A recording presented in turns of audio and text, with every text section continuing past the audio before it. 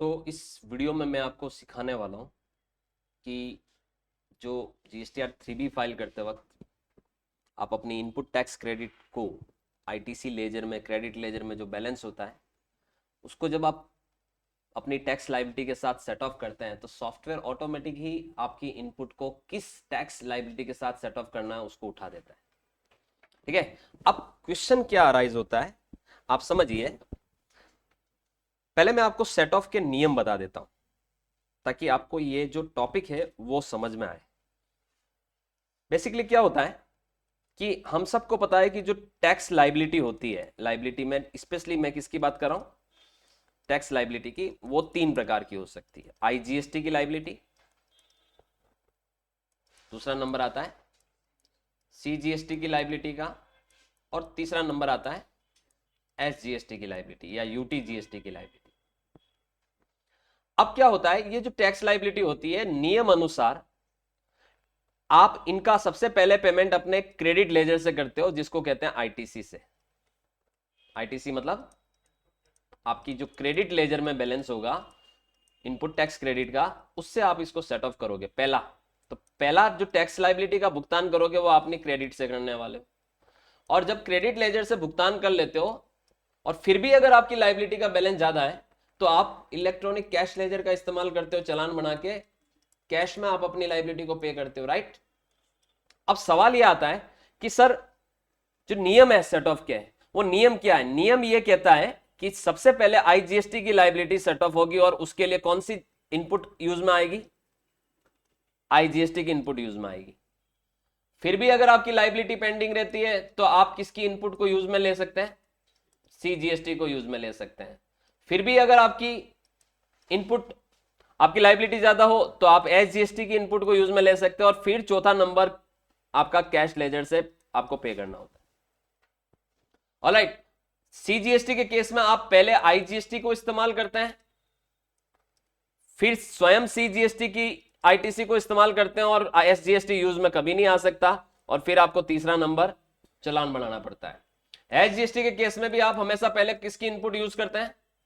IGST की, फिर स्वयं SGST की, और फिर आप इसका कैश में पेमेंट करते हैं।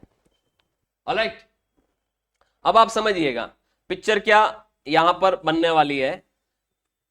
हमारे मन में एक डाउट यह है कि सर नियम अनुसार हमारे पास, हमें ये नियम है सर, ठीक है। अब हमारी लायबिलिटी, मैं आपको नीचे लिख रहा हूं, लायबिलिटी मेरी मान लो CGST की है 50,000 की, सुनना ध्यान से, और SGST की मेरी लायबिलिटी है मान लो 50,000 की। Got it? लायबिलिटी किस किस की है मेरे पास? 50,000 की CGST की और 50,000 की SGST की। ITC मेरे पास, इनपुट टैक्स क्रेडिट मेरे पास IGST की है मान लो 20,000 की। किसकी? IGST की। ITC का बैलेंस पड़ा हुआ 20,000। CGST की मेरे पास ITC पड़ी हुई है 60,000 रुपए की, और मान लो SGST का इनपुट टैक्स क्रेडिट का बैलेंस मेरा 30,000 का पड़ा हुआ है। अब आप समझिएगा मैं क्या कॉन्सेप्ट आपको कहने वाला हूं।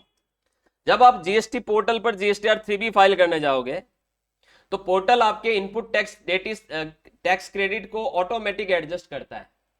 पोर्टल क्या करेगा, आपकी ये जो इनपुट है IGST की, इसको सबसे पहले आपकी IGST की आउटपुट से एडजस्ट करेगा, लेकिन आपकी IGST की कोई आउटपुट है नहीं, आपके पास सिर्फ दो तरीके की आउटपुट है। कौन कौन सी? CGST और SGST। तो पोर्टल इस 20,000 को SGST से सेट ऑफ करने के लिए यहां पर लेके आ जाएगा CGST को। तो ये 20,000 यहां यूज में आ गए पूरे, यानी ये जो IGST की इनपुट है वो पूरी कहां सेट ऑफ करने में चली गई? CGST में। अभी भी 50 में से 20 ही हुआ है, और पोर्टल आगे जाके 30,000 रुपए किस में से निकाल लेगा? CGST में से निकाल लेगा। ये CGST में से और ये IGST को यहां यूज में ले लेगा, ठीक है। और आपकी 50 से 50 सेट ऑफ हो गई, और ये इसकी लायबिलिटी क्या होगी? 0 हो गई, और इसकी ITC खत्म हो गई IGST की। अब जब SGST का पेमेंट का नंबर आएगा तो आपके पास IGST की इनपुट बची नहीं, और सीजीएसटी को आप यूज कर नहीं सकते क्योंकि सीजीएसटी में 30,000 पड़े हुए हैं, तो यूज नहीं कर सकते आप। एचजीएसटी सीजीएसटी आपस में क्रॉस एडजस्टमेंट नहीं होता, और एचजीएसटी की आपके पास इनपुट सिर्फ 30,000 की है, तो आप इस 30,000 को यहां पर एडजस्ट कर पाओगे। समझिएगा, किसको? एचजीएसटी को, यानी आपको 20,000 रुपए चालान से पे करना पड़ेगा, राइट? ये आपको चालान बनाना पड़ेगा। अब ये तो ऑटोमेटिक फिगर उठाएगा कौन? GST portal. जब आप जीएसटीआर 3B में अपना लायबिलिटी का पेमेंट करने जाओगे तो सॉफ्टवेयर ऑटोमेटिक फिगर उठाएगा। लेकिन सवाल अब यह बनता है कि सर अगर मैंने ये आईजीएसटी या सीजीएसटी में सेट ऑफ नहीं की होती, और क्या मैं इसको एचजीएसटी से सेट ऑफ करने में यूज कर सकता हूं? क्या हाथ से डाल सकता हूं? क्या एडिट कर सकता हूं? क्या आईजीएसटी की अगर मेरी आईटीसी कहां यूज में आ जाए? एचजीएसटी में यूज में आ जाए तो 20 ये यूज में आ जाएंगे, 30 इसकी स्वयं पे पड़ी हुई है, तो ये इसका टैक्स लायबिलिटी का अमाउंट क्या हो जाएगा? 0 हो जाएगा। और यहां अगर ये यूज में नहीं आई तो इसके पास तो अच्छा खासा बैलेंस पहले से मौजूद है, वो 60 में से 50 यहां निकल जाएंगे और इसका भी अमाउंट 0 हो जाएगा, तो मुझे 20,000 का चालान नहीं बनाना पड़ेगा। तो क्या मैं ये कर सकता हूं? तो मेरा यहां पर आंसर है यस, यू कैन। आप ये कर सकते हो, क्योंकि नियम क्या कहता है? नियम यह कहता है कि आईजीएसटी की आईटीसी सबसे पहले आपको किस सीक्वेंस में यूज करनी है? आईजीएसटी की लायबिलिटी में, ठीक है, इनपुट टैक्स क्रेडिट की बात कर रहा हूं, और फिर सीजीएसटी और एचजीएसटी में अथवा लगा दो।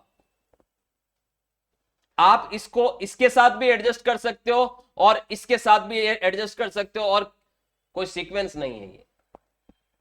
आप चाहें तो अपनी एचजीएसटी की लायबिलिटी सेट ऑफ कर सकते हैं, आप चाहें तो अपनी सीजीएसटी की लायबिलिटी सेट ऑफ कर सकते हैं। इसका कोई परमानेंट रूल नहीं है, याद रखिएगा। आपको वहां पर एडजस्टमेंट में जाकर फिगर यहां जो 20,000 दिखा रहा होगा उसको आपको 0 करना होगा और इधर आपको 20,000 डालना होगा, तब जाकर ये क्रॉस एडजस्टमेंट होगा और आपकी नेट लायबिलिटी क्या हो जाएगी? 0 हो जाएगी, याद रखिएगा। इसको मैं आपको यहां पर एक मैंने पीडीएफ डाउनलोड कर रखा है अभी दिसंबर महीने का ही, इसके ऊपर यहां पर समझाने की कोशिश करता हूं। जब आप अपना जीएसटीआर 3B भरते हैं तो जो आपका पेमेंट ऑफ टैक्स वाला कॉलम होता है उसके अंदर आपको सॉफ्टवेयर आपकी तीनों टैक्स की लायबिलिटी शो करता है। इवन अगर सेस है तो सेस की भी शो करता है। तो हमारे केस में भी देखिए आईजीएसटी की कोई लायबिलिटी नहीं है, सीजीएसटी और एचजीएसटी की लायबिलिटी है। और फिर सॉफ्टवेयर खुद ही क्या करता है? इस लायबिलिटी को चुकाने के लिए आपकी इनपुट उठाता है। तो सॉफ्टवेयर ने ये 12,668 की इनपुट उठाई है, किसकी? आईजीएसटी की, जो कहां किसके लिए इस्तेमाल की जा रही है?